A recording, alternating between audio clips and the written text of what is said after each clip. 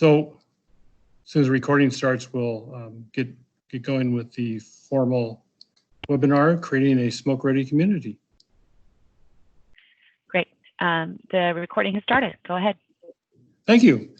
Well, welcome everybody to this webinar, Creating a Smoke-Ready Community, on how to prepare, know the facts, and stay healthy when we get smoke into our communities. And it's sponsored by the Confederated Tribes of the Colville Reservation's Environmental Trust Air Quality Program. That's what I work for, and the Okanagan River Airshed Partnership. But the webinar wouldn't be possible without the climate resilience technical assistance provided by our federal partners, the Environmental Protection Agency, the Federal Emergency Management Administration, and the Federal Reserve Bank of San Francisco.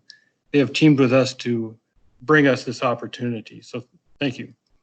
First, I want to talk a little bit about the Okanagan River Airshed Partnership, just to let everybody know what that is, because a lot of people on the phone haven't participated in our projects before. Our partnership began in 2019 to address the pretty much non-wildfire smoke in the Okanagan greater area.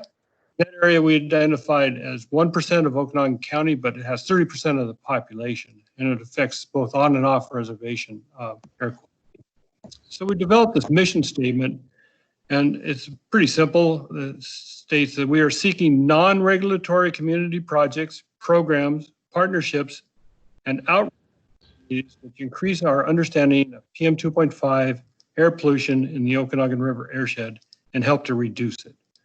So non-regulatory ways to smoke in our lives. And that's what PM 2.5 is, the major component of smoke and our biggest health concern right now, smoke.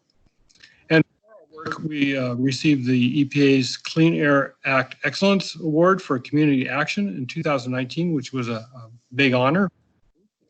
And we appreciated that recognition.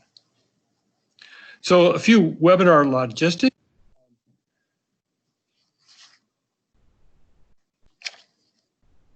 Chris, you seem to have cut out there for a second. So if you could start the logistics again. Yeah, sorry, I was. So a few things, mute your computer, microphone, and that's the icon with the microphone with the cross. Make sure that's, so we don't hear any background noise. Also the video camera on there, if it has a crosshatch on it, that would be good to also make sure it's muted. We'll be taking questions at the end of the webinar after all the presentations are completed. But until then, you can use the comment box, which is the bubble with the kind of an orange dot on the corner of it on this screen, and write in your questions, and they'll be addressed during the question and answer session at the end of all the presentations. During that question and answer period, you can also use the hand function to raise your hand and get in the queue for asking a voice question during that time. The slides and recordings will be made available later, hopefully next week, on the Okanagan River Airshed Partnership website and the Colville Tribes Air Quality web page. Following the presentations, we will have a discussion groups that will break out. We have 4 groups, which we'll talk about a little bit later, and we'll go into those discussion groups, but we will not be reconvening as an entire group after that. So it leaves it an open-ended session so we can have as long of discussions as we need on those subjects that we will be talking about. Also tonight, the Okanagan County Emergency Management is hosting a virtual meeting at 7 o'clock. And they'll just be discussing the Okanagan County's multiple hazard mitigation plan and being updated. And you can get the links off their Facebook page or the Okanagan Emergency Management website. So our speakers today are myself, Chris Ray, and I'm the Air Quality Program Manager for the Colville Tribes in an Environmental Trust Program. We operate a monitoring network, sensor network. We help EPA with permitting and compliance. I'm also an EPA credentialed air quality inspector, and along with my coworker, Kathy Moses, we've created quite a library of education and outreach materials to deal with wildfire smoke and smoke in our lives in general. Renil Dampafala is an atmospheric scientist with the Air Quality Program from the Department of Ecology. His work involves air quality forecasting, modeling, data analysis, and permitting. And Renil also is a major contributor to the Washington State Smoke blog during smoke events and brings us some wonderful, insightful information on that platform. Nancy Bernard is a program manager for schools, environmental health and safety, indoor air quality with the Washington State Department of Health. Nancy has extensive knowledge and experience working with schools and helping everybody understand our indoor air environments and how smoke affects us. Mike McGowan is the smoke management coordinator for EPA Region 10 in Idaho Operation Office out of Boise. He became involved in wildfire response and smoke management during his years with Idaho Department of Environmental Quality. Mike moved to EPA Region 10 to become the region's smoke management coordinator. In that role, he's responsible for coordinating the region's smoke management and wildfire response efforts between air quality regulators, land managers, and health professionals representing tribes, states, local area agencies, private organizations, and federal agencies. He also serves as an air resource advisor when there's large wildfire events in our area. So he has extensive knowledge of how smoke affects us. So I get to start off the webinar with a presentation titled, "What Does Smoke Ready Mean?" And this is a concept we've been working on since 2016 when I first heard the term. And it's a very interesting concept because it means something different to everybody. So why become smoke ready? Well, first off, we want to increase our smoke awareness because a lot of people in Eastern Washington, we grew up here, we're used to smoke in the air during certain parts of the season, but we're not really aware of it. So knowing when the smoke happens and what the effects are is pretty important. Also want to prepare for this year's fire season, wildfire season, and future smoke seasons. And it takes a long time to become smoke ready, so you got to start preparing early. And we also like to highlight the complexities of smoke in our lives because it's not a easy subject to comprehend, at least for me. And it is very complex, the different kinds of smokes, different sources, and just getting a handle on that complexity. And then we want to develop an understanding of strategies to minimize our smoke exposure. And that's an all year round exposure, although this webinar is pretty much focusing on wildfire smoke. We also have smoke other parts in our lives. So some characteristics of a smoke ready community. We put together this as part of the Smoke Ready Community Awareness Week, which was in June. And so we're trying to promote across the region awareness of and to become smoke ready. And so we put these characteristics together. You know, every community has unique smoke issues. Even Omak and Okanagan vary in their smoke issues and how that affects the communities. So no matter where you're at, your community is unique in becoming smoke ready. We also want to develop strategies to minimize exposures based on those uniqueness and tailor those strategies to each community. And one of the major things we also want to do is have resources available to help the vulnerable and underserved residents who are as affected as everybody else in the community, but they just don't have the resources in order to protect themselves from smoke. And, especially the at-risk community, anybody with any health problems for children and elders. Also, there are all sources of smoke, which includes industry, backyard vegetation burning, fires, home wood heating, prescribed fires, and wildfires. Wildfires is our major source of smoke in our communities, but all of the smoke sources affect us. We like to determine our yearly exposure and know when we can expect smoke in our lives so we can minimize that exposure. We also want to understand how people cope with acute and chronic smoke exposures.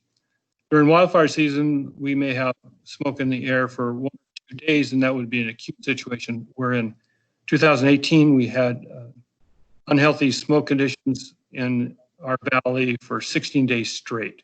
That was a 24-hour average. So that's more chronic. And when do you change strategies to switch from acute to chronic to decrease your exposure? And a lot of work has been being done in other parts of the country in the West on the economy of smoke and how it affects our community's growth and the mental health of our individuals. There's a lot of work being done about children and how being stuck indoors, which we all getting an idea about that now, affects their mental health and well-being. We also want to prevent health problems with actions and information that focuses on minimizing that smoke exposure, because that's the best way to keep our health okay. And a major thing what we do is distribute education outreach materials to provide an effort to get that information to our communities. And that's a coordinated effort, which is very important. And one thing that's also very important is identifying the mitigation actions that work for your community to help limit that smoke exposure. And this is all done in a coordinated effort with all your partners, and that's our Okanagan River Airshed Partnership and all the programs and people that I work with on the Colville Reservation. So without that partnership, none of this would ever work. You just can't do it by yourself.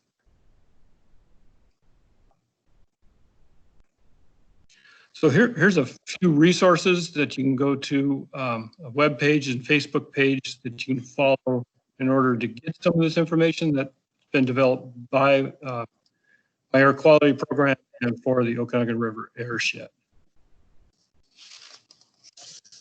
So now I want to turn it over to Reneel, I believe.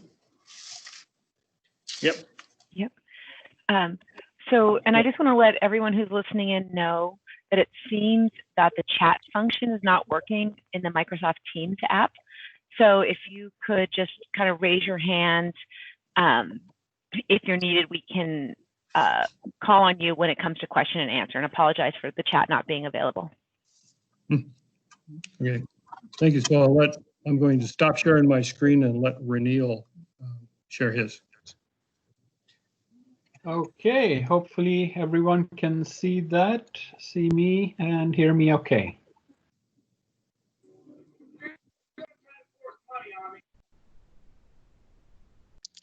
Yeah?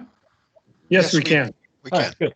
So thank you, Chris, for the opportunity, the invite to present at this meeting. And I know you guys do some really good work out there. So we're happy to, Ecology is happy to partner with you. I think most of your interactions have been with our central regional office in Yakima. So that's a good partnership. We value that, and we're happy to help in instances like this. So I was asked to just provide some pointers to where information on wildfire smoke may be found, some of the data resources that have to do with air quality. And I'm just going to spend the next, hopefully, less than 10 minutes on doing that. Just wanted to show you a quick data roll-up of how the last 9 wildfire seasons in Okanagan County stacked up against each other. Now, there's a lot of data here, and what I'm showing you is, as you can see, each location where we have a monitor, Winthrop and Twisp are in the Methow Valley, and then Omak. Those are the ones in Okanagan County, and how the summertime pollution levels have varied over the years. So for instance, in this panel, can you see my mouse pointer on the screen? Yes, Yes, we can. we can. Okay, good. So for instance, in 2011, What this is saying is, if I'm just pointing to this mostly green bar in OMAC, almost 90-something% of the time, air quality in OMAC Yes, my name is Molly. I work up at Cooley Medical Center. We need bags that you can put mail that people are dropping off to the. Okay. Great. Renil, I've muted her. Sorry about that. Okay. What this means is that most of the time air quality in 2011 in the summer months was good. But 2012, there were times, probably a total of about 15% of the time, where it was something other than good. And the different air quality categories you can see there, yellow is moderate, orange is unhealthy for sensitive groups or USG, and then red is unhealthy, and so on and so forth. So 2015, for instance, in OMAC, air quality was good in the summer months only about 60-odd% of the time. There was a lot of us remember what happened in 2015, and again 17 and 18. But last year, a lot of us got to take a bit of a break, coming off 2 hard years. That was rather literally a breath of fresh air. And then you can see, go through the details if you want, see how each community compared. But across Okanagan County, not a huge amount of variability. Twisp is generally a little more smoky than Winthrop, but doesn't always happen that way. Kind of depends on the proximity of the fires. So this is just the summertime wildfire seasons, but I just wanted to quickly highlight the fact that, yes, we have air quality concerns outside of summertime wildfires as well. And in this case, I'm just highlighting the winter months between November and February, and just looking at OMAC, for instance, the same kind of stacked bar chart, but this is the hour of the day. So all data from since 2017, so that's 3 years, all 4 months just aggregated together, and you're looking at the percentage of time that OMAC spent in each particular category. So what pops out immediately is the best time of the day is the middle of the day, from about 10 a.m. to maybe about 4 p.m. You got a lot of hours, a big fraction of the time when air quality is good.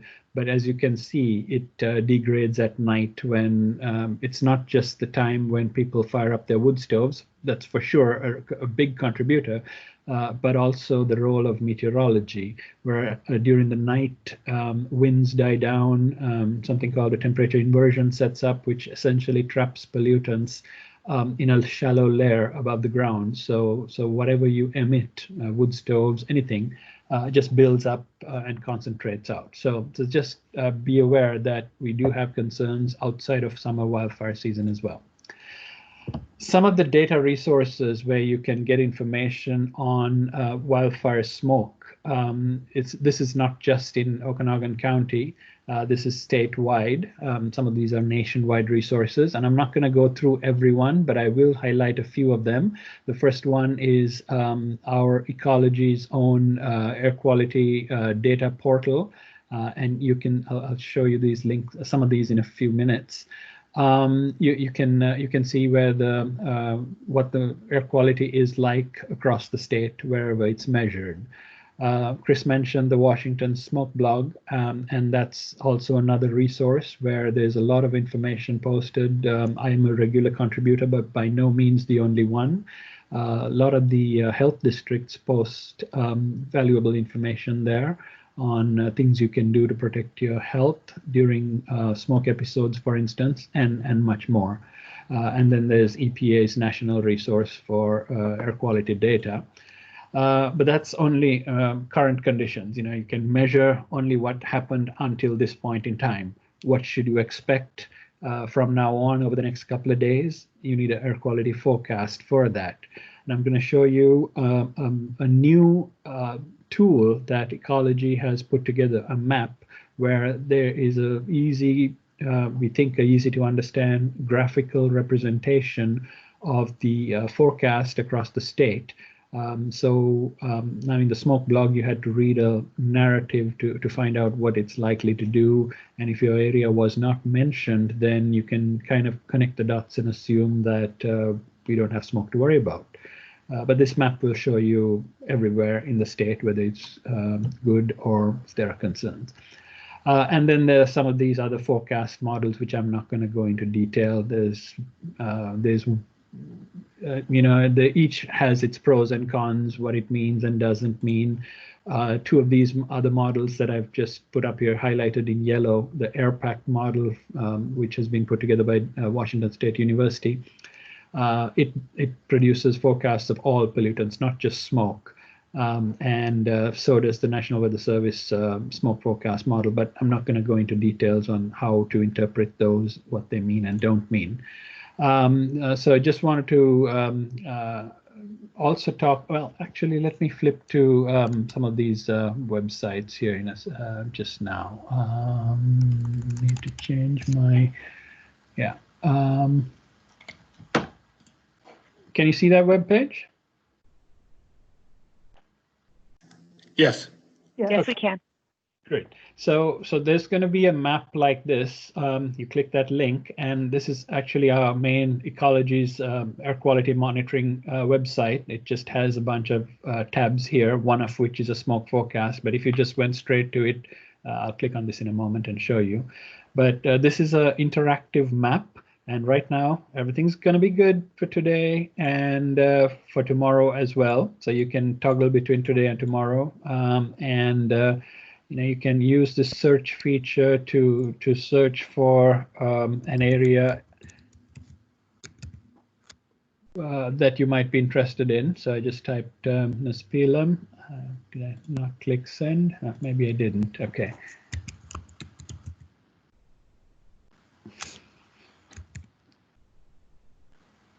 There we go. And there you go. It just gets you right there. So that might be too much zoom. So just zoom back. But in this case, there's not much to it. It's all good. Pretty much most of the state, all the state, pretty much. So you can map your location.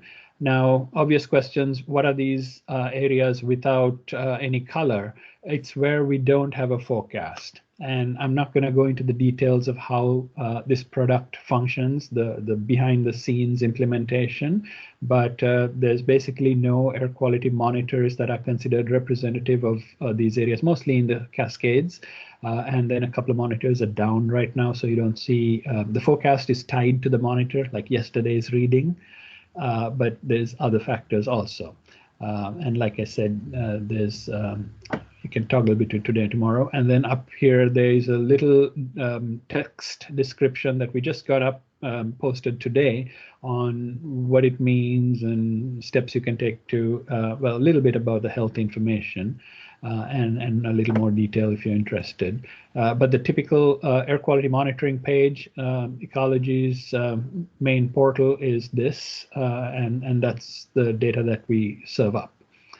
All right, so I did mention the smoke blog as well. This is what it is right now. So we've only had this one post in 2020 so far, just about wildfire smoke and COVID. But this also has a map of air quality conditions and also the locations of some fires. I see one burning right there, but it's hard to tell how big that is just by looking at this map. And then this is usually where we post a narrative of forecasts and stuff like that. But because we have this map now, the forecast map, we think it might not require as frequent postings of like a text narrative of a forecast. All right, so go back to the PowerPoint. And also just wanted to quickly highlight a new EPA tool that will be going live on the 3rd of August.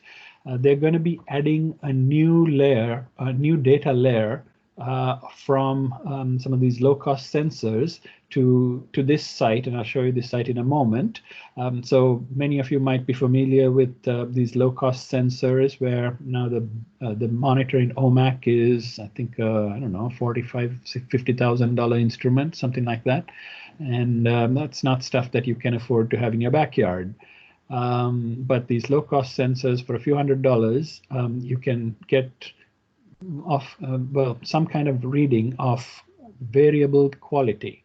Now, what excuse me, what EPA has done is they've pulled all the data from a certain brand of sensors called Purple Air, We know that these typically overestimate concentrations a little bit. So they've applied a nationwide correction factor to make it behave more like some of the more regulatory grade instruments. It's not a perfect correction. There's a whole lot of caveats to it. But that new data layer will be going live here pretty shortly. So the main benefit is that now in areas that you don't have permanent monitors, you do have citizen scientists having installed some of these in their backyards or wherever. And that additional data can be used to fill in gaps. And this is what it'll look like. Well, let me first show you what the main web page is like. So this is the, if you click that link, it would take you to this page. This is a nationwide product. So it'll zoom in a little bit. You'll see some of these plumes and then the monitors. But it has, permanent and temporary monitors. So if I remove the permanent one, there's hardly any temporary monitors, maybe except in areas where there are fires right now. So these are the permanent monitors. But in addition to that, you will see starting next on the 3rd of August, another layer here for showing the data of those monitors, the purple layers. So this is just a static snapshot of low-cost sensors. It will be marked with a square as opposed to a circle or triangle for the temporary monitors. And if you click on one of them, you can actually see a time series of the air quality. So in this case, I think I clicked one somewhere in north of Spokane, and you can see how air quality has changed over the last few, I think it's a week. Yeah. All right, so that's all I have. We can do questions now or later, however you want to do it. So thank you for your time. Thank you, Renil. Yeah, we'll be holding questions until the end of the presentations. Now we're going to switch over to Nick Bernard with the public health recommendations for wildfire smoke. Go ahead. Can you see my screen? We can, Nancy. Thank you. All right. Well, hello, everyone. I hope you're all amused by this picture from 1961 that I just found. Is Smokey the Bear still around? We can discuss that at later. So wildfire smoke, we all know it's a huge problem. Some of these slides I just left in for context. I'm not going to dwell on them. But since 2012, as far as I'm aware, we've really been focused at the Department of Health on preparing better for wildfire smoke, because in 2012, smoke went into October. It seriously impacted Eastern Washington, particularly the Kashmir, Wenatchee area. It's so long ago, I can't quite remember, but speaking with Brian Bishard this morning reminded me. And schools closed in Kashmir because the PM 2.5 was in the 900s. But what they really called me about was how much carbon monoxide is allowed in a school. And I'm going, why are you asking me that question? It was on a Sunday. And they had 30 parts per million CO. And I said, if you've got that much CO, how much PM 2.5 do you have? That's when they told me in the 900s. Those 3 schools got closed. And all the schools started to learn about how to keep smoke out. Those, the 3 Kashmir schools actually did reopen. I call them reopening kind of like hospital clean rooms. They brought in really large, high-powered air cleaners, which we'll mention. They closed up as much of the school as possible. They created a double visqueen entry, and they cleaned up all the ash, which, as residual is not good for your health also. And other schools in the area cut off their outside air, improved their filtration, their ventilation, brought in air cleaners. And we lived through 2012 with everybody working together. And I got involved with developing guidance. Judy Barden was developing more guidance. She was in the position Julie Fox has. And it's just grown from there, as Raynil reminded you. The first year it really impacted Western Washington. In a way, I thought, okay, we're going to get more statewide attention to this issue, and we certainly did. I think actually it started in 2017. I could lose track of time, but 2 years in a row, Western Washington was also impacted, and Eastern Washington very seriously. My position covers the whole state. I work with all local health jurisdictions, all public and private schools. So I see how it affects everyone, and I work on facility issues.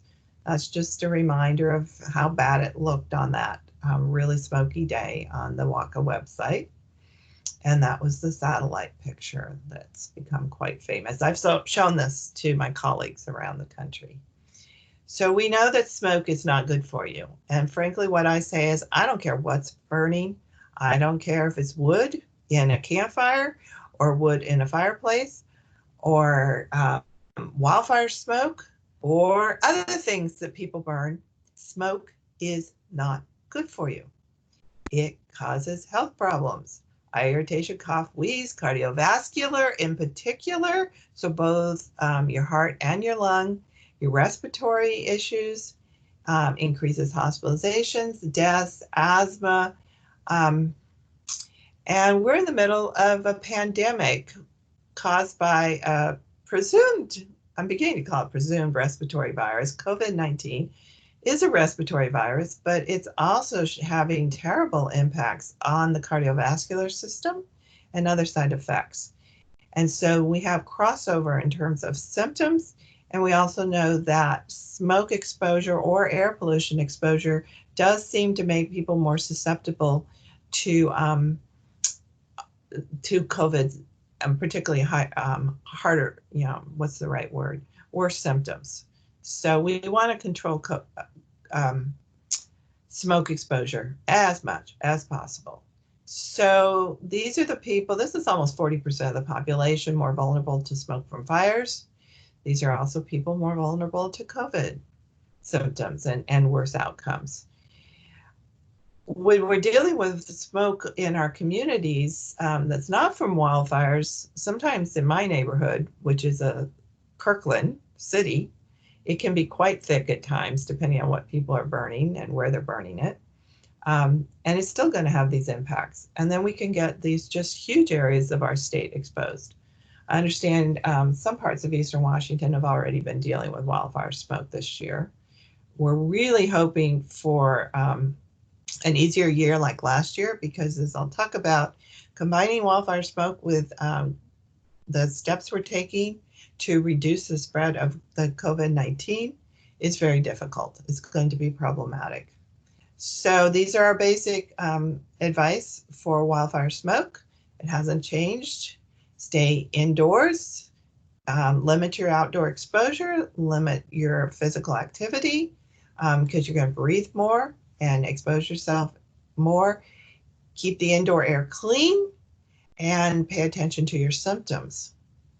So I'll talk later about how COVID has impacted this. We're constantly working on this. Most of you know we have a wildfire smoke team at DOH that's stepped up in the last few years and working with our local and state and federal partners and nonprofits and others.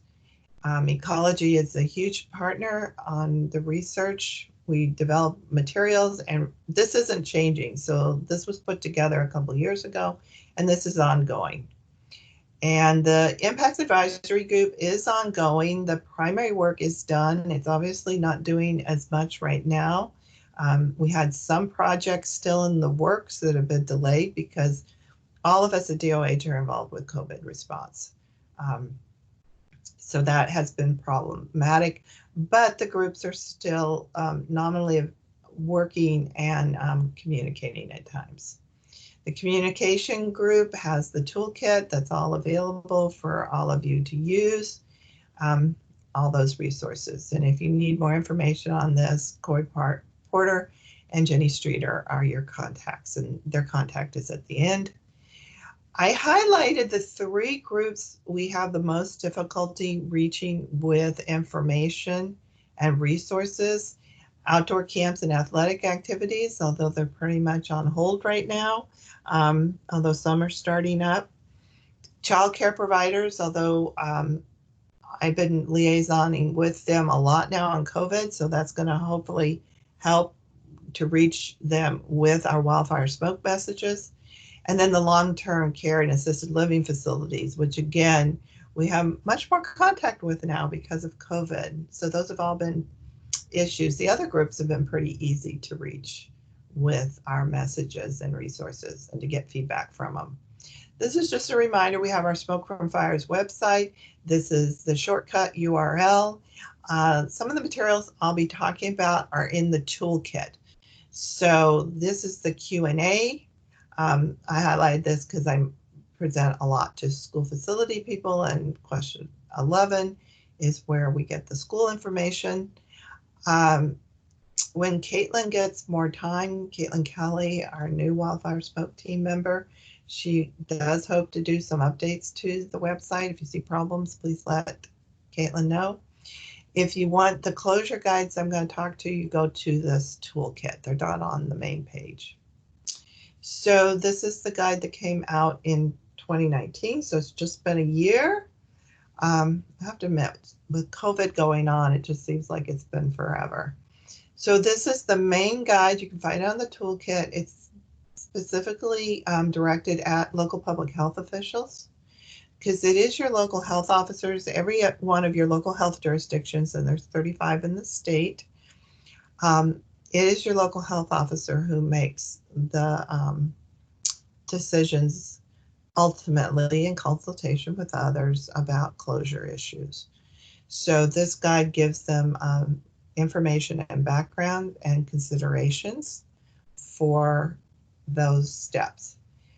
So where the closure group came down, and you've probably heard this before because we've been talking about this now for a year, is at 35.5 micrograms per meter cube, PM 2.5, will recommend canceling children's outdoor activities, athletic games and practices, or move them indoors where the air quality is safe. Some indoors are going to have air quality equivalent to outdoors because they're keeping the windows and the doors open, or they don't have a modern ventilation system. And I'll talk a little more about that. At 80.5 micrograms per meter cube, it's to consider recommending, so 2 caveats there. It's not prescriptive, it's caveated, canceling your outdoor public events and activities. And then at 150.5, really strongly recommend canceling outdoor activities. We don't reach that level all that often, and hopefully we won't this year. And at that level, if you cannot keep the smoke out of your school because of poor ventilation systems, then discuss closure, moving those kids to a safer environment. That's a very difficult discussion. A lot of our health officers are meeting regularly with the school superintendents. Right now, those conversations are dominated by COVID, but they also need to address preparing for wildfire smoke. So this is a comparison, just so you have it, you know, that in Washington State in general, we use the WACA, Washington Air Quality Advisory. That's what Ecology bases their color coding on.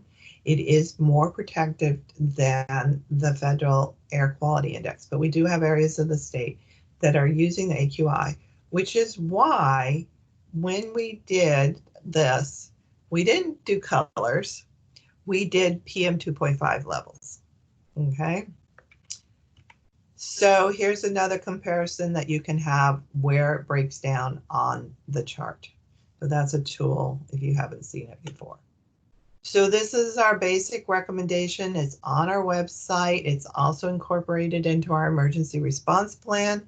It pretty much discusses the levels based on the WACA and the recommendations for public and private facilities. So if we get a call from a community about a pool, this is not in COVID, because right now during COVID, they're also following the safe starts practices and the guidance that's on our COVID webpage.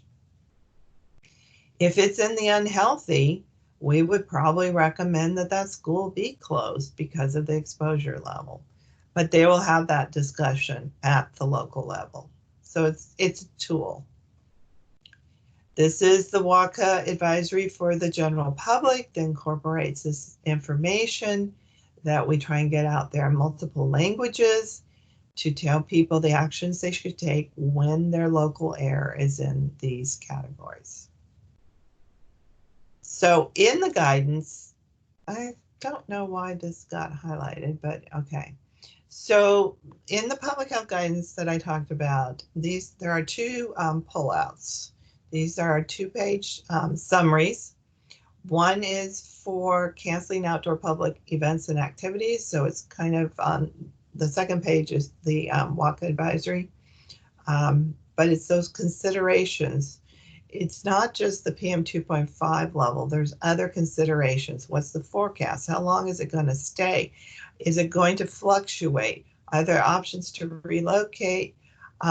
Is childcare going to be an issue? Will adults be able to serve as caretakers? And then the economic impact.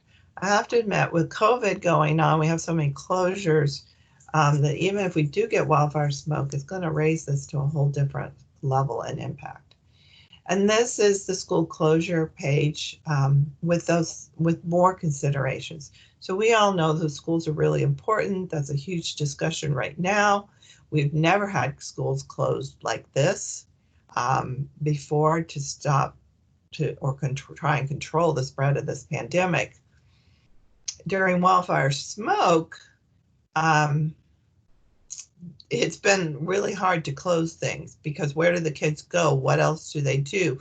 Maybe it's safer inside the school, particularly the newer schools who are built to the new standards and can shut down the outside air, have MERV 13 filtration, may supplement with portable air cleaners, because oftentimes there isn't another place for the school. We do have schools in our state, and this is going to be problematic with my COVID guidance to schools because we have the opposite guidance for COVID. We want all the windows open if possible. We want to bring in as much outside air as possible. We want as much dilution ventilation.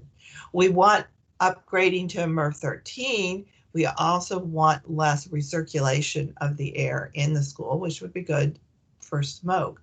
But it's that conflict between, do we bring in outside air or not? Even in wildfire smoke, eventually you have to bring in some outside air. You have to bring in some dilution or the carbon dioxide levels grow too high and people will be really sleepy anyway. That's why the MERV 13 is so important. But we will have a conflict if we get wildfire smoke at the same time we're trying to control COVID-19, because dilution ventilation is a huge piece of that.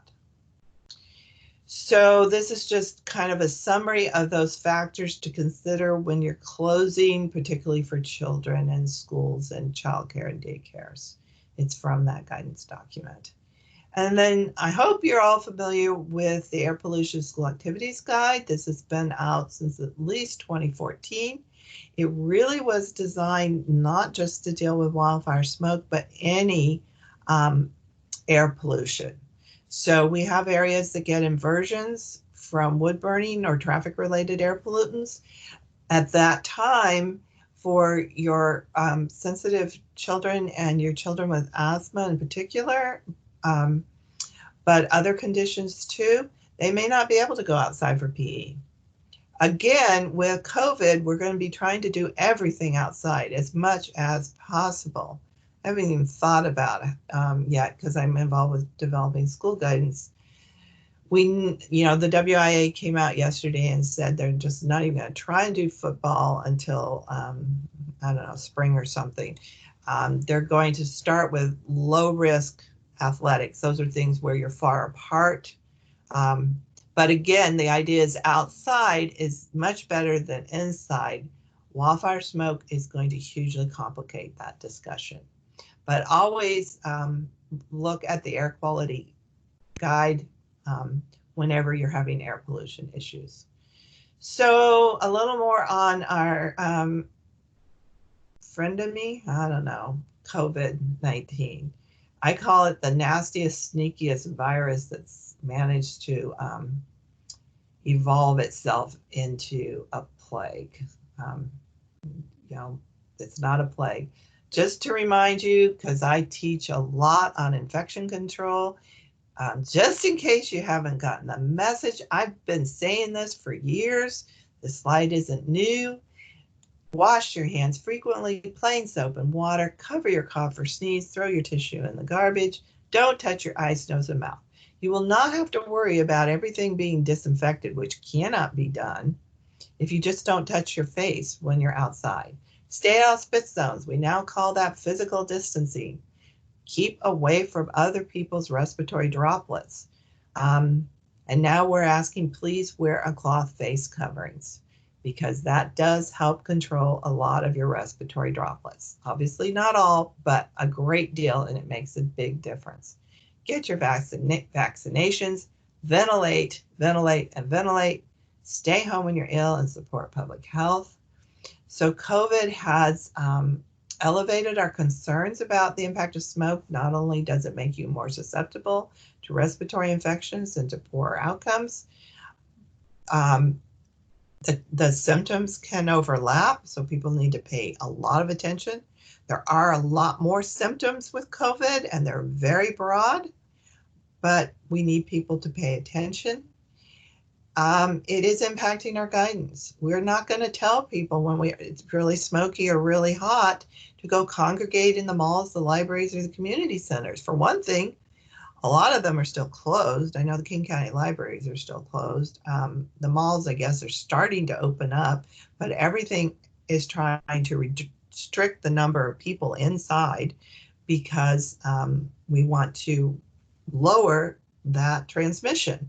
We desperately need to get it lower, or it's going to impact the ability to open schools or to keep businesses running. So where are we going with that? Emphasizing creating a cleaner air area in your home.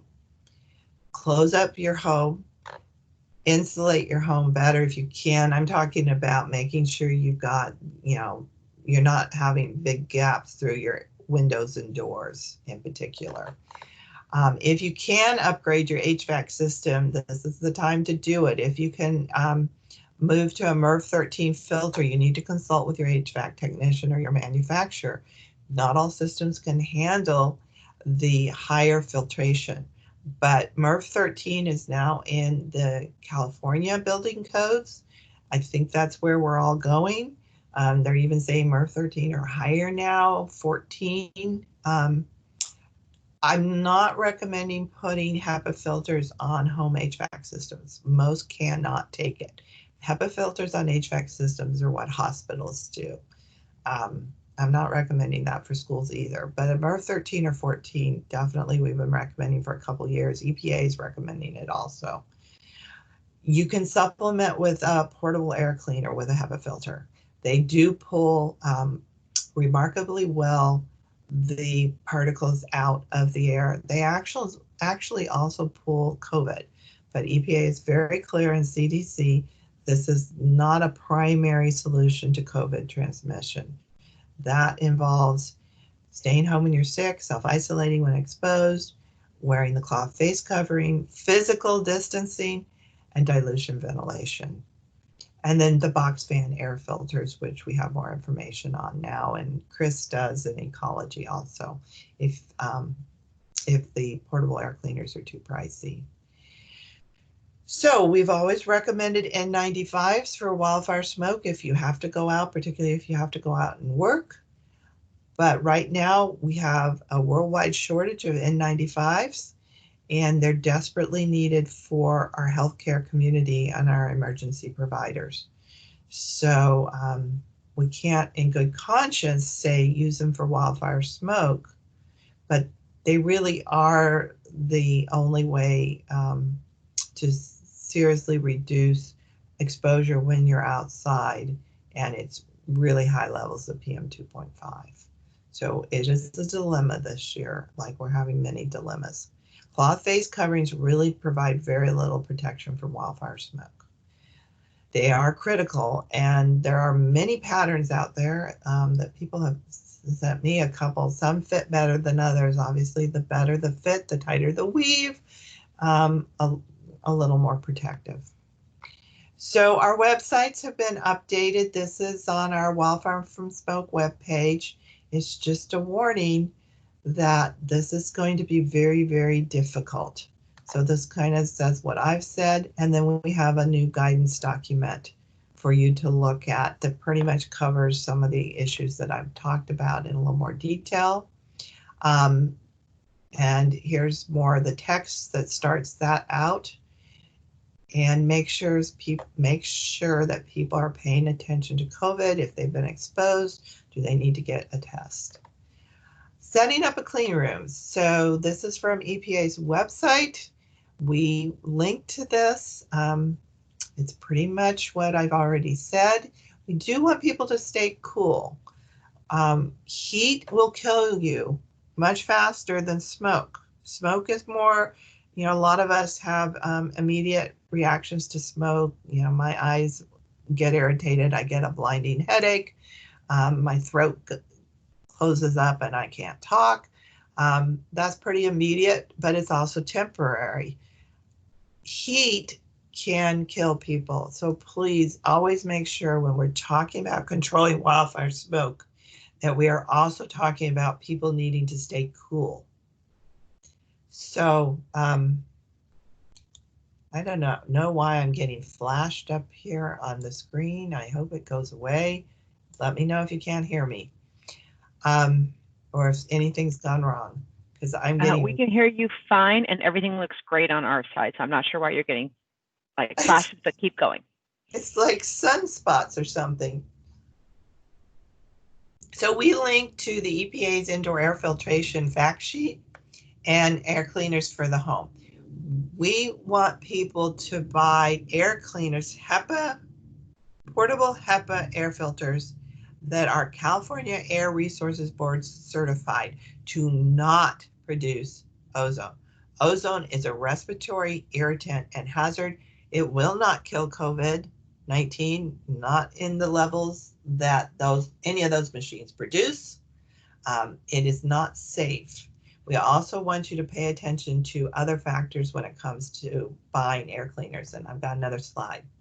And then don't increase your air pollution. Now, this is good advice, period, but particularly when you're trying to close up your home to keep out the wildfire smoke, don't do these things that increase particulates. And if you go online to a lot of those YouTube videos about people with their own personal air monitors now, they're measuring PM 2.5 in their homes.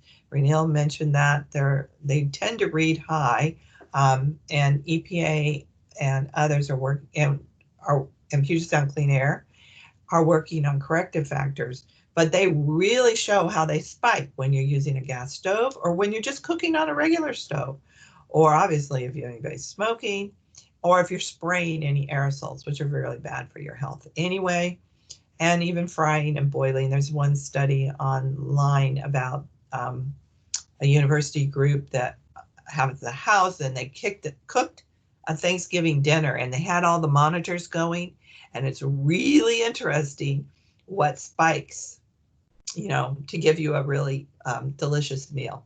I just don't do it every day necessarily. And damp mop. So here's more on the filters.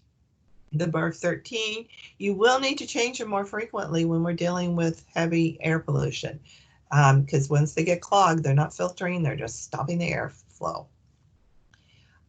Keep your buildings under positive pressure so that the smoke isn't infiltrating. My house was built in the 70s, and I have a lot of infiltration, even though we've replaced the windows and doors and all. monitor your CO2, particularly in classrooms, places where there's a lot of people, because you don't want it to get too high. And if you've got buildings with univentilators or with no ventilation, it is really highly problematic. It is highly problematic with COVID, and I am working on my COVID ventilation guidance. ASHRAE just released new guidance, and other groups have, and I promised I'd pull things together and put out some more guidance on that. It's just problematic. So hopefully we'll continue to replace these buildings. Some school districts may need to move kids to safer buildings. It just depends. And the new DOAS systems will work really well with wildfire smoke. They do need to be modified to deal with COVID, because they are designed based on sensors, and we have guidance coming out from UC Davis on how to address this issue. And then that's Nancy, my document. Yes. if you could just take maybe just a couple more minutes, that would be great. Okay. So this guide is going to get updated. I just don't know when. Here's the links to the portable air cleaner information. I've already highlighted all of this. Here's this is if you're dealing with COVID-19, and we actually have N95s available, how important they can be. And those are our resources. But like I said, they are restricted right now for the most part. They're for our emergency providers. We keep looking at low-cost portable air sensors. I just put this in case you want to look at them. These are your two resources. Julie finished our pilot study, but I'm not sure when the report will be posted or available. And that's our wildfire smoke team. It has grown, but I will tell you that Julie has limited availability for the next 2 months, because she's going to be working almost mostly on COVID response. And Caitlin will be taking the lead on most things. And that really is the end. Thank you, Nancy. That was very informative. I always learn more from you every time I hear one of your presentations. Next up is Mike McGowan. He will be talking about EPA smoke-ready tools and resources. Take it away, Mike.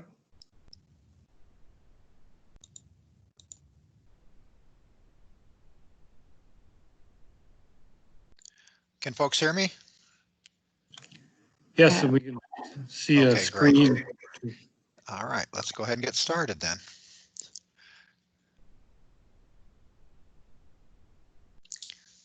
All right, so the first thing I wanted to just do was thank everybody for the great presentations that we've already seen, and just acknowledge from EPA's point of view that living here in the Northwest, and particularly in the state of Washington, we're very fortunate, because we really do have strong leadership when it comes to dealing with wildfire issues, wildfire response, and being smoke ready. And so other regions and other parts of the country don't have that same level of support. So I just want to kind of applaud the efforts that have gone on. And I think from the speakers that you've heard already today, there's just some really tremendous summarized. Some of the things that have that I was going to talk about have already been covered. I'll move through those things quickly. But anyways, thank you for the opportunity. Some of this is just a little bit of background, and I don't know how much folks need on this, but I just really want to push the idea that we really do need to be smoke ready. And what you see in the picture here is just some work that came out a few years ago. You know, under the Clean Air Act and under all the air pollution reduction work that EPA and our partners have done over the years, we have a long-term trend of decreasing air pollution and just improved air quality. But what this graphic shows is, because of the uptick in wildfire in recent years, in both duration and severity and number of years that we have it, we're seeing that trend reverse for air pollution, in particular PM 2.5 in the Western US, and particularly in the Intermountain West. And that's, you know, this is what we're talking about today. So being smoke ready really is important. Now, this isn't just something that's happened recently and is going to go away. All of the modeling that we're seeing just continues to show that as we move into the future, things are going to get worse. We have a lot of issues with fuels out there, and with the way that the climate is changing these days, and what's going on, and also the growth in our area with the wildland interface areas with our communities. We're just going to be expecting more smoke as we move forward into the future, and we need to be ready for that. I got my slides backwards here a little bit, so I'm just going to click on all of these. It's not just wildfire smoke, and other folks talked about this as well. There's all kinds of other sources of smoke that are out there, prescribed fire, ag burning, open burning, and wood smoke. And that doesn't mention some of the things that Nancy talked about, what's going on in our homes as well. Wildfire, though, is the real big driver here, and we really see the big issues. But saying that, because we're interested in all these things, a lot of our communities are not just having a summer problem with wildfire. We're also seeing the season extend in terms of smoke impacts through the entire year. And this is just a little bit of showing of when things typically occur. And I want to just note two things here. One, our wildfire season has been extending as well. So we're seeing wildfires going further into the year, and you've particularly seen that in California, where they've had significant wildfires as late as November and even into early December. The other thing that's going on is with prescribed fire. We use prescribed fire as a tool for reducing fuels, and it's very important for forest health and other things. But what that means is there's so much fuel out there, to really use prescribed fire as an effective tool, we've got to use more of it. And so that means more smoke for communities, and we really need to work carefully there with our prescribed fire programs and manage the smoke there. But as you're building a smoke-ready community, you need to be thinking about these other sources when you're looking at them. Nancy talked about this and who needs protection. And I think the only thing that I would just highlight here is, everybody needs protection from smoke, particularly at the high levels that we're seeing during these catastrophic wildfires. And then, of course, we know about our most vulnerable population, and we really need to take extra steps there to protect those folks. Because for a healthy person, smoke is difficult. For folks that have other conditions or fit into some of these vulnerable groups, it's just that much more difficult to deal with smoke. And we need to make sure that whatever we do is focusing on those vulnerable groups. And one of the roles that EPA really plays here is just helping develop tools that our partners can use in conjunction with us and our communities to better protect everyone. And that's what I'm going to talk about today. And you've heard about some of those already. And so I'll just highlight those as we go along. Chris had mentioned about what it is to be a smoke-ready community, and it's very much tailored to individual communities. All communities are different and need to develop protocols and plans that are unique to their communities. This is a very simple definition of smoke-ready communities that I got from Sarah Cofield and the Missoula folks, and it really just talks about having your buildings prepared, having your residents prepared, including where they live, and then also having an ability to serve those underserved residents that I mentioned earlier. Okay, so what the focus of my talk really here today is to talk about EPA's Smoke Ready Toolbox for wildfires. And before I jump into it, I just want to say that this is a multi-agency effort. And so we've worked with the Forest Service, other federal, state, and community agencies and organizations to put together this toolbox as kind of a one-stop shopping for all kinds of tools, data, and information to help us deal with wildfire, knowing what's going on, but also having some of the tools in our back pockets to mitigate some of the issues that we face with wildfire. And so you've heard about a lot of this already today, and you see the great work there. And I know Nancy referred to some of the toolbox issues, and then Renil spoke about air now, and I'll talk about that too. But all those things are in this toolbox. So this is what the toolbox looks like. You can see at the bottom that that is the web address for going there, and there's just a lot of detail here. And I guess what I wanted to do too is just kind of look at these main categories here. So, smoke in your health. You can see a connection there to Air Now. So that's the data and the air quality monitoring data and some of the smoke data that is out there that you can see and find out about. It also talks about the Smoke Sense app. I'm going to talk about that in a minute, but that's an app for our phones to help us look at smoke and be aware of what's going on. There's a great deal of fire information there, so you can get specifics on what's going on with the fire, both in real time and forecasts as well. There's a number of sites to deal with there. And then there's a number of resources, and these are the health fact sheets and other publications and notices and information that help in terms of the background information, some of the things that Nancy just discussed. And then the other thing that we've done too is beef this up, because one of the issues that we've had in the past is making sure that our health professionals know about the impacts of wildfire smoke. So when patients come in with respiratory and other problems associated with wildfire smoke, they're very much up on the issue with smoke, so that they can do the right things and give the right advice to their patients as they're dealing with some of the symptoms from breathing smoke. And then on the attachment on the side, we didn't have this last year, but here are again some wildfire and COVID type resources. Those are there as well. So the idea is to have some one-stop shopping for a lot of the things that have been developed by EPA and our partners to help us be ready for smoke. Renil went into this. This is just a clip. If you clicked on the Air Now piece, and you can get air quality data. You can also see over here to the right some of the issues with smoke predictions and those types of things. You can see where the smoke is going. I'm very excited about the piece that Renil did bring up about the additional data that we'll have with Purple Air.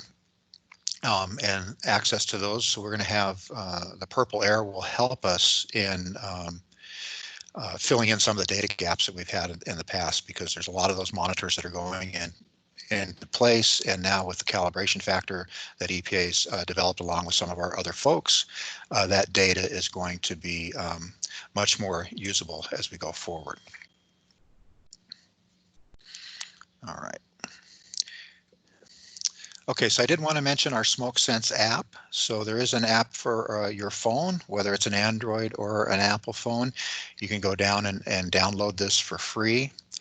This is kind of a neat tool because you can get right on your phone real-time information about air quality, about not only what the levels are, what those levels mean, but then also find out about what's going on with smoke. And so there's you can click on and see where fires are near to you and what the smoke might look like.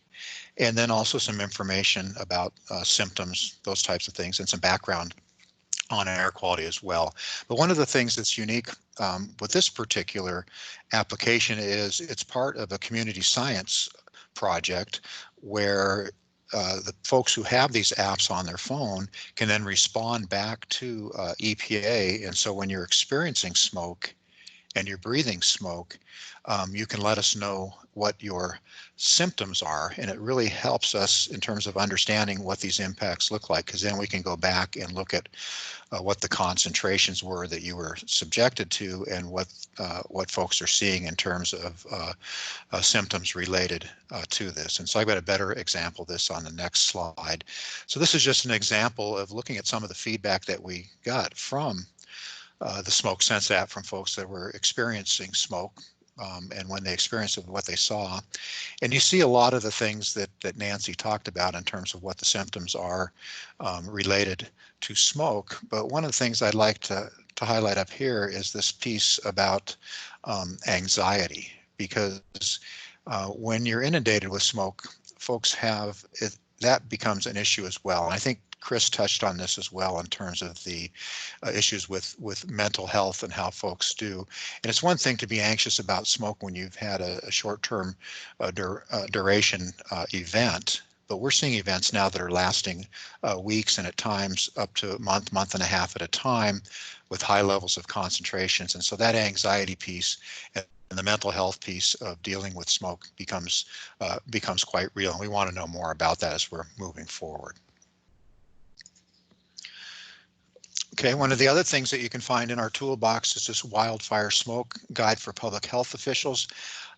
This is very useful, and I know it focuses on health officials, but anybody can use this, and there's a lot of great information in this document. Again, it's a multi-agency document, and it's been around for a number of years, but it was updated in 2019. And with that update, expanded on some sections that are going to help, and this will help in building a smoke-ready community as well. And a couple of things that are touched on now that weren't touched on in the past: the pre-season planning, more information on indoor air quality, what do these levels mean for outdoor workers, how to build some of the partnerships that are out there, and then updates on this new monitoring and air quality technologies. And I think some of that would have to do with our low-cost monitors and Purple Air, but there's also new models that are out there and better estimations of what folks are being subjected to in terms of air quality impact from a wildfire. And then another thing that we don't talk about a lot is what about after fire cleanup? And so that's being discussed as well. And that's an issue because once the fire stops, there's a lot of nasty materials that are still down on the ground, and that stuff can get kicked up in the wind or those types of things and cause additional health issues as well. All right. And because the wildfire guide was updated in 2019, we didn't know what COVID was at that time. And so we do have this appendix now, which is also in Air Now and in the toolbox with some of the links about COVID. And of course, Nancy did a fantastic job talking about that. And these are just some of the additional resources. But don't forget that that your state there has additional resources that are fantastic, and so do our other partners as well. Next, I'm just highlighting some of the things that you can find, and what I really encourage people to do is to go into the toolbox and just start clicking around and see what you can find. So we talked about indoor air filtration. There's information there, more about how fire can directly impact your health and what to do at various stages when the smoke is impacting you. So this is just a couple things that I've grabbed here, but there's so much information there, and you really want to just go through and see what's there and see what might be useful for you and your community and your family. Nancy went into the mask piece quite a bit, and again, the only thing to talk about here is N95 masks are great, but there's a bigger need for those now. And of course, the things that we're using for COVID do not work for wildfire smoke. Some other things that are out there, we talked about sharing information with schools. We have some programs like our FLAG program, where we have other ways of communicating what's going on with air quality during smoke events. But this is also great because you can get the kids involved in looking at the data and putting up the flags in front of their schools to let folks know what's going on with air quality. And there's again, all of these things, the links that you see here, all can be found in the toolbox. Moving beyond the toolbox, and this has been touched on some of the previous discussions, is in recent years, one of the things that EPA does, of course, is conduct research to find out some of the solutions that we might have to dealing with some of the issues in front of us. And there's been a lot of work on, for instance, low-cost do-it-yourself air cleaners, and a lot of folks started using those, and they're actually quite effective. But one of the things that EPA did recently was to do a full-on study to look at the effectiveness of these box fan filters in a laboratory setting, and they are quite effective, as was mentioned earlier. But there's always concern about safety. Can these things catch fire? Are you pulling too much? Are the fans getting too hot by pulling the air through? And so we've done some safety testing and come up with guidelines for that. And we've kind of tested these in actual situations, both during the wintertime for home heating and then during wildfire smoke events. And in this upcoming year, we're going to be doing an extensive study down in Hoopa, California, looking at the do-it-yourself air cleaners in homes during the winter time, and again next summer during the wildfire season. Compare those with what we're seeing from commercially available units as well, and then also how those compare with modern central type heating and cooling units, and using MRF type filters for those. And so that's some ongoing work that EPA is doing. We've done a lot of work on the purple air along with a lot of our partners there. And as a result of that, we now have great calibration factors that we can now use purple air monitors in a way that are going to much better match our reference monitors that we have and give us a much better indication of what's going on in wildfires, both indoor and outdoor air quality wise. I did want to mention that just within Region 10, we have a lot of activity going on there. These are some of the things that I'm involved with, various programs in terms of better managing smoke from agricultural burning, smoke management plans for prescribed fire, so that when prescribed fire is going on, we manage that to minimize impacts into communities. We were doing a lot of work to support wildfire response work that's going on, and each of the states. Renil talked about the smoke blog that Washington has and some of the products he's put together. The states are very dialed in and have these great programs, and EPA is kind of here to help. We were involved in some of the early formulation as these programs got on board and going, but now the states are taken over and just doing a fantastic job in terms of working with these projects and getting information out to folks.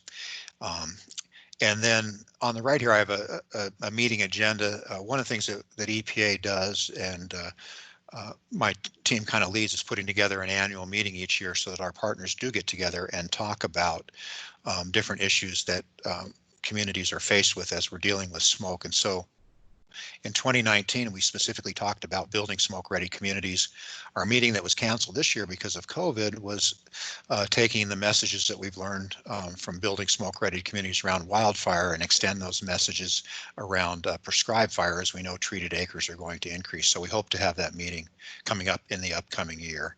And I'll just briefly mention a few other activities. There's a lot of work that EPA is doing nationally in terms of research and policy efforts to really build on the smoke ready theme and provide additional information that will help us moving forward. And so that is ongoing, and it's really ramped up. And I think one of the things, as a lot of the climate change work diminished within EPA, a lot of those efforts and dollars are now going to support research around wildfire response and health response and those types of things.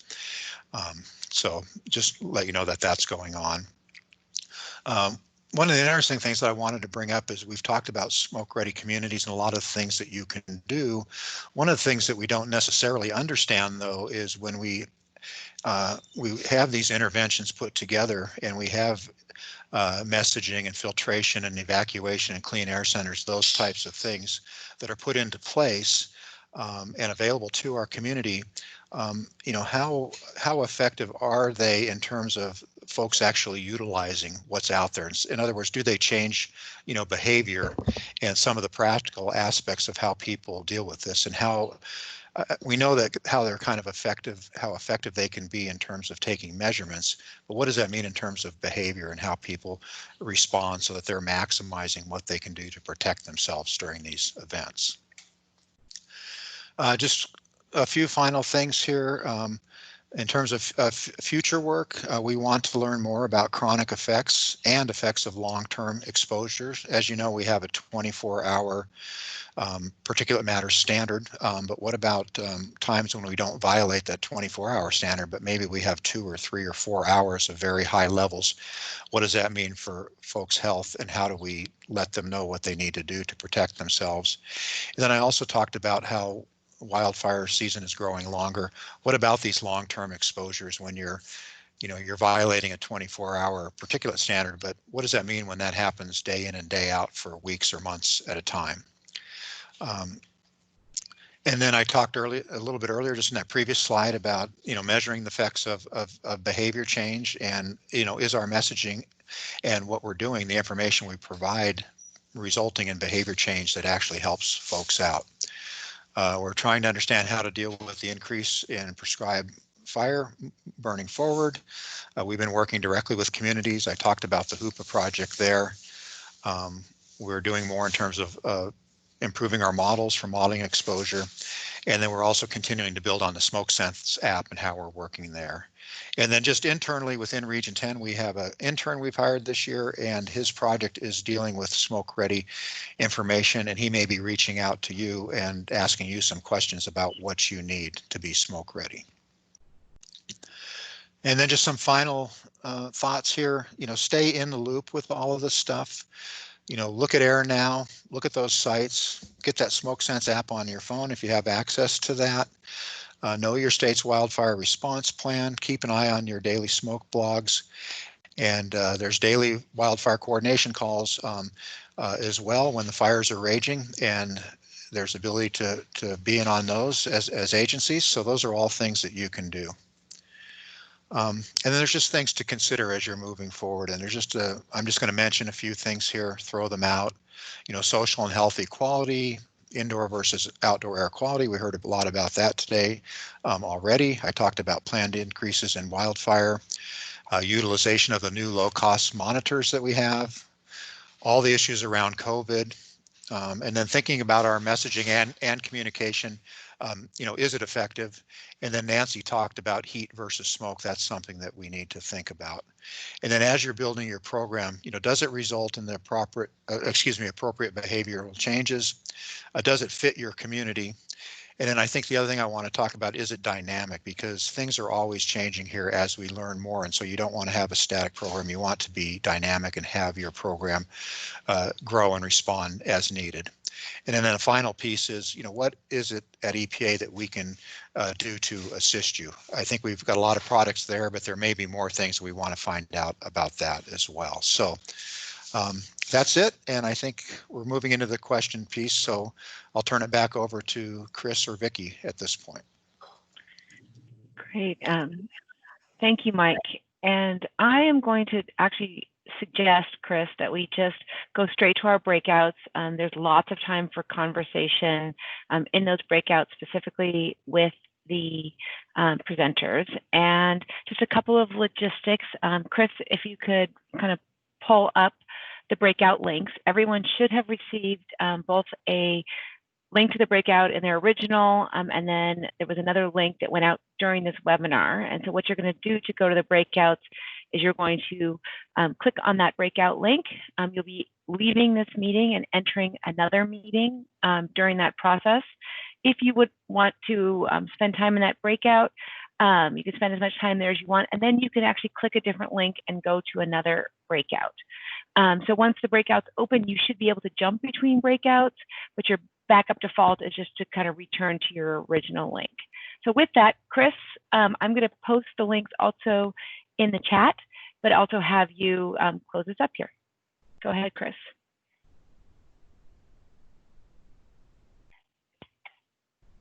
Chris, we can't hear you. You're on mute. Yeah, it's been scrolling back between screens. So thank you, everybody. I think we have a lot of great information from Reneel, Nancy, and Mike and myself. We're trying to accumulate some of those resource links and places to get some fact sheets and things like that into a document that we'll be emailing out to everybody that's registered and in our Okanagan River Airshed Partnership list and across the reservation sometime in the near future, make it easier. But like I said, presentations will be on the air quality webpage for the tribes and the Okanagan River Airshed Partnership website, and hopefully next week, and then you'll be able to look at those and get those links also from that. So there's a lot of material there with a lot of great resources for making decisions on for your organizations and your communities. So yeah, the breakout sessions have been posted on the side. I only see one there right now. Oh, there it is. Click if on you the scroll down, you can see them all. Yeah, you might have to click on the see more below the comments. So they're all there. So you just click on the one that you want to go to, and we'll continue the discussions there. And mainly we want your opinion on the subject matter and how to become smoke ready for in general, and what kind of data you would like to see to become smoke ready, what health concerns you would like to address to become smoke ready, and some of the tools and thoughts on updating some of those tools. So if everybody will go to that, and when you have a question, just raise your hand, and we have facilitators for each group to help moderate and keep track of whose hands up first. So thank you, everybody. This concludes the formal part of our webinar, and we will be not coming back as a group when this is over, but we'll be taking notes for the breakout sessions, and that will inform us on what some of our next steps will be, because this is not the only webinar that we'll be doing. We're hoping to have more conversations in the future. So thank you, and choose your breakout group, and have a good day.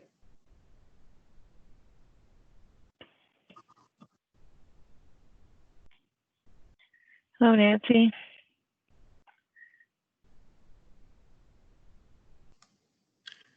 Yeah, so the breakout group, click on the like example for the health Microsoft Teams meeting, and that will take you to where Nancy will be moving to with a facilitator of India Young. Or you can stay on where you're presently at, and we can discuss smoke ready communities in general.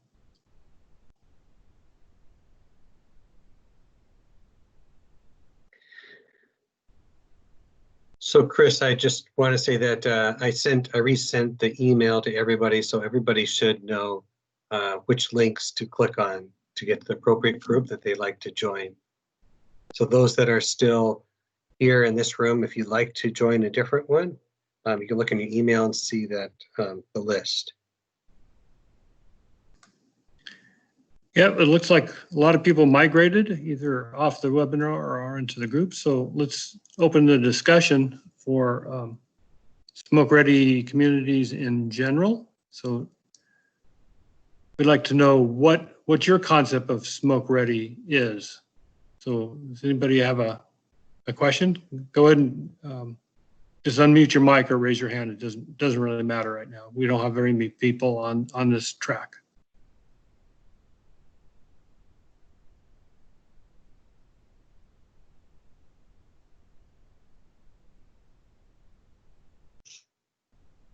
Well, I'll start, Chris. I think that smoke ready community is one that's prepared for, it's not like if, but when there is wildfire smoke, and has a plan in place, what needs to be done, how to handle schools and commercial businesses and everything.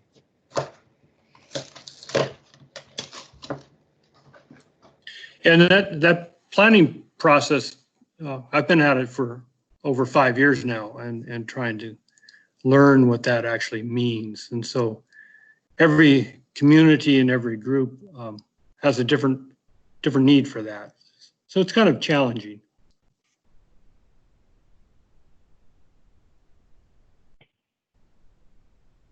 This is Craig again. I'm thrilled that we do have a really good group here. Molly Morris, maybe you could talk a little bit about what would be helpful to you, because you're representing the health sector. Not to put you on the spot, but we're all friends here. I think you liked it.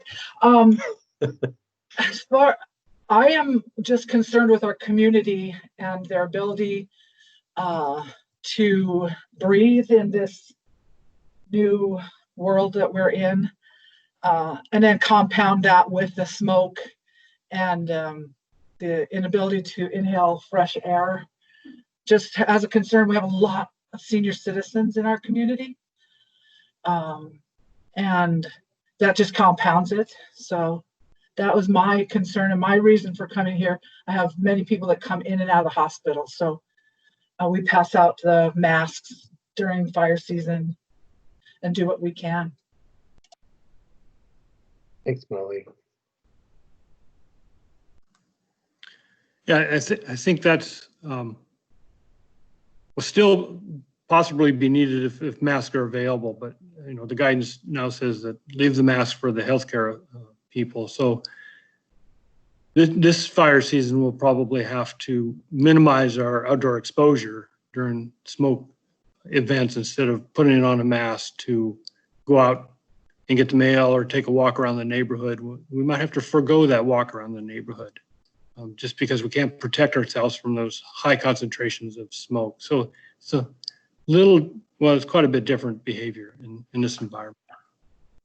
Now, I remember as a younger person that when I would be out in the summer, we would get a bandana and get it wet and then wrap that around, and we were able to breathe a little better that way. Does that actually work?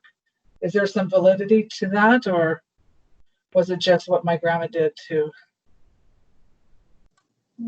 make me stop whining about it? There's a little bit of both. Anytime you cover your nose and mouth and breathe in and out of it, will remove some particles, but not efficiently. So a wet bandana, it also kind of has an evaporative cooling effect, which makes you feel a little better, put some moisture in your air tracts, so it helps catch the smoke inside your nasal passage and in your throat. But as far as being as effective at catching smoke as an N95 mask, there's really no comparison to that.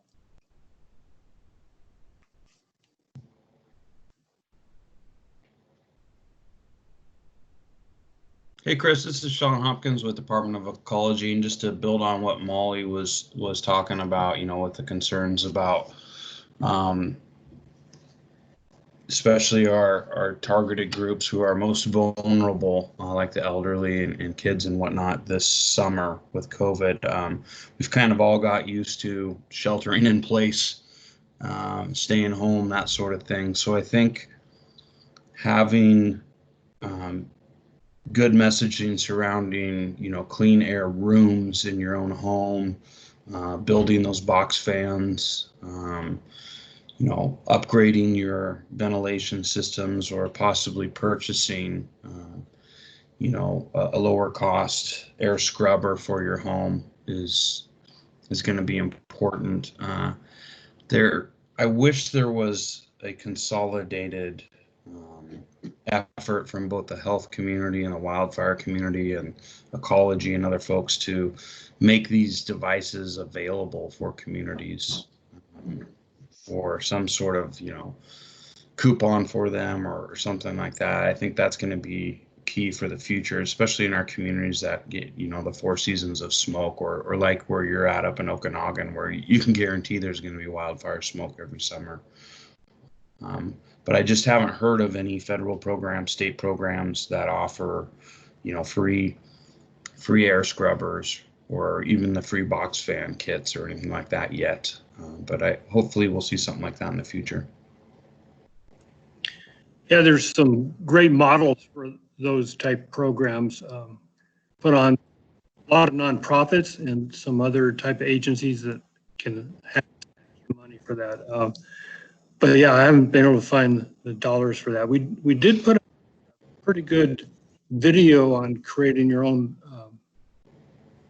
filter for wildfire smoke inside your home, and with a lot of guidance on there, and that can be found on our air quality website, webpage, on the under Environmental Trust